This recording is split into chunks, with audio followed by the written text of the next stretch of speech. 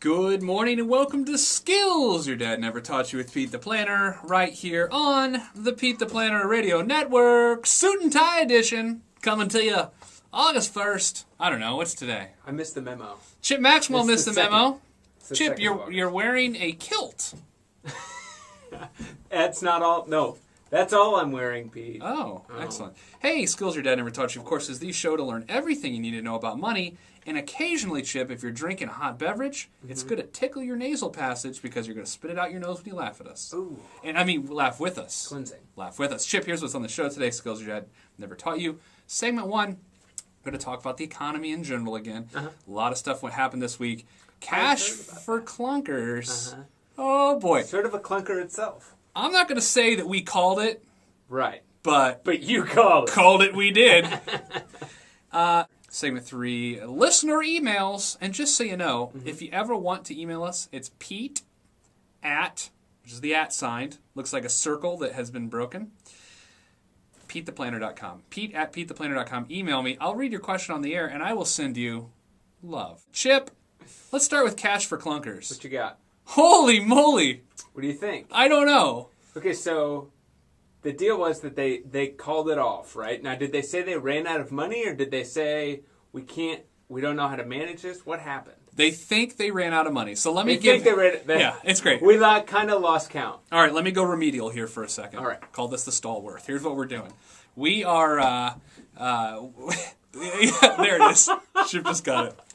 All right, so basically Cash for Clunkers. So you have an 18 mile per gallon car that's 25 years or newer, and you can trade it in for the purchase of a new car, and you get $4,500 credit to do so. You do that through the dealership. Then the accredited dealers file the claim with the government, and the government sends them a check for $4,500 to make up for the gap in the car. Provided the dealership destroy that automobile or make it unusable. They have to run the engine dry. Right. So they have to drain the oil and run it dry. Jeff, the car guy, our resident car expert up at Toyota Muncie, told me this week that they had to run dry a 2000 Infiniti SUV. He said it was the prettiest clunker he's ever seen in his life. Wow. And they were literally tearing up breaking this thing. Right. And now he probably won't get paid for it, but let's find out. Yeah, the point of clunkers was to take some clunkers off the road from a environmental standpoint, Chip, or in Spanish, with a Y, they want to stimulate the economy. Okay. This has been, in my opinion, the most successful government stimulus project ever from the standpoint of quickly infusing the maximum amount of money into the economy. But perhaps the worst in the sense execution. Right. All right, Chip, let's say I want to lose weight. Yeah. Okay? If I cut off my leg, I lose weight. Bad idea, though. Right. Okay, so it's effective in the sense that I lost weight, ineffective in the sense that it's numb and stingy on my stump. Right, the stump is still there. You can't really. You're gonna get fat because you can't run. So here's what happened with Cash for Clunkers. Chip. Does that have anything to do with it? No. Okay. They think they're out of money, so if they keep accepting car deals, if they extend the program, then these dealers are going to get stuck with holding the bag. Right, because the dealers are paid in arrears. That's right. You never want to be in arrears. All right? Now listen, Chip, is this any different than when KFC had their grilled chicken promotion and ran out of chicken? It is similar to that. It's the same damn thing. Right. This is like Cash for Chicken. Except it sounds like Cash for Chicken. So it sounds like KFC knew they ran out of chicken. The government just thinks that they ran out of money. They're not real sure. They created this demand, this hoopla, brilliant campaign, Cash for Clunkers, grilled chicken, and it all comes together. We ran out of chicken, or we ran out of cash. Right. So, Chip, here's the bigger one. Jeff, the car guy, tipped me off to something quite interesting. A gigantic Indianapolis car dealer assumed that they had the paperwork completed for Cash for Clunkers. Oh, no. They have done over $200,000 in Cash for Clunkers business. They are not accredited. They don't know. So they are literally going to be stuck with or they're going to have to request the cars back from the people they sold them to. They could go out of business. You know, I saw a thing the other day, another local dealership, perhaps it was the same one. They said, you know, we're not putting sugar in the tanks just yet because until we get our money, we're going to keep those cars on the back But lot Chip, and maybe offer them for sale. That's wrong, because part of the process is you have to kill the car and prove it's dead prior to getting your refund. Well, maybe there's a little, Yeah. wicka Could in the be. background, Well, I mean, Jeff the car guy's doing deals on Monday. Like when he was accredited, ready to go, he still hadn't been able to file them on the internet as of last evening. Right. Okay, because the website crashed. So he had 40 car deals, over $160,000 that he would have been stuck with. The government will accept all those. You know they will. They will make right to the car dealers. Otherwise, they'll never get reelected. Okay, food for thought here. Yes. Okay. Started thinking about this morning. We don't Okay. have to get political, but a topic for future discussion. All right. If they can't run a Cash for Clunkers program, are you comfortable with them running your healthcare? Chip, that isn't food for thought. That is a feast for The imagination? Let's talk about it. Okay. Chip, Shall we go there? I don't think it's a political issue. Okay. I don't feel like I say I'm a Democrat if I like health care, or if I don't like health care, it makes me a Republican. Okay. I think health care is a really good idea to have a national health care. I really do. Well, okay. Okay, so To I some mean, like, degree, I we want already have everyone it. covered. I Right. think it makes Okay. sense.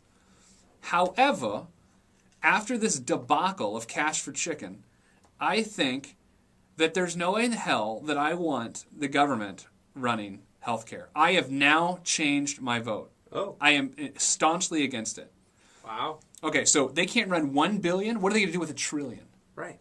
Okay, so Mrs. Planner and I were having this discussion, and she said, well, don't you think they'd try harder if it was $1 trillion? I was like, well, actually, the reverse logic is true.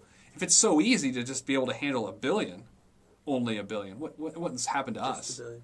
Don't you feel like this is like the Austin Powers thing where they're like, and I will ask for $1 million? That's what the Cash for Clunkers has become, because $1 billion did squat. Right. It lasted. I mean, even Jeff made a comment last week about how not long it was going to last. It lasted a week. Speaking of dumb things, Ben Bernanke, welcome back to the show. Okay, so the economy in the second quarter shrunk at 1.5%, contracted, Right. which means recession. Declined the GDP. Declined, yes. Recession. Right. Right. They, I love the ubiquitous they, say that in the third quarter we will be coming out of the recession in the sense that the GDP will start to grow at a paltry 1.5, back to poultry, I guess, for the Cash for Chickens, a paltry 1.5%, thus technically ending the recession. But Howard Chip Maxwell, that's absolutely incorrect, because we are now measuring this recession based on unemployment. And unemployment will continue to climb. So where we may not be technically in a recession come the third quarter in the fall, it's horseschwaggle, which is a made-up word, Ben Bernanke. But so are your theories. Okay, well done. So I have two thoughts about that. The first is that, while a 1.5% decline in GDP is never a good thing, it's better than we expected, right? Yes. So in that sense, it's sort of like, it's not great news, but it's not as bad. I just said the same thing. I was thinking about this earlier in the week. Okay, let's say, back to ripping your leg off. Which one of my biggest fears, sort of getting hiccups that don't stop, is having someone rip my leg off and beat me with it. Have you ever felt that way? I have fears about injured knees. Okay, let's say I snap my femur, but it's stabilized. Yes. But the doctors stabilize it. It's still broken, baby. It's still broken, and it's going to take a long time to heal because it's a big bone. Even if the economy stabilizes, that just means it's not getting worse. And we've made this point for a long time on the show. I mean, this could suck, and that's a technical term, Howard. Suck. Inhaling immensely for up to 2 years, yet we're stable. Right. My second point was Oh. that coming back around. You mentioned that we're now measuring this recession in by unemployment. Now, unemployment is what they call a lagging indicator. Correct. Meaning that it's measured in arrears, Yes. if you will. So, is it still technically a recession if employment's a lagging indicator and we're not real sure where it is today? We just know what it was yesterday. I think the bottom line, it gets back to my technical analysis that it's going to continue to suck despite what the numbers say. Because Amen, if people brother. aren't working, they're not buying, it's a rough one. Cash for Clunkers, Cash for Chicken, the most successful crappy program of all time. I wish I was such a success that I caused problems, other than my giant ego. You're listening to Skills Your Dad Never Taught You with Pete the Planner right here on the Pete the Planner Radio Network.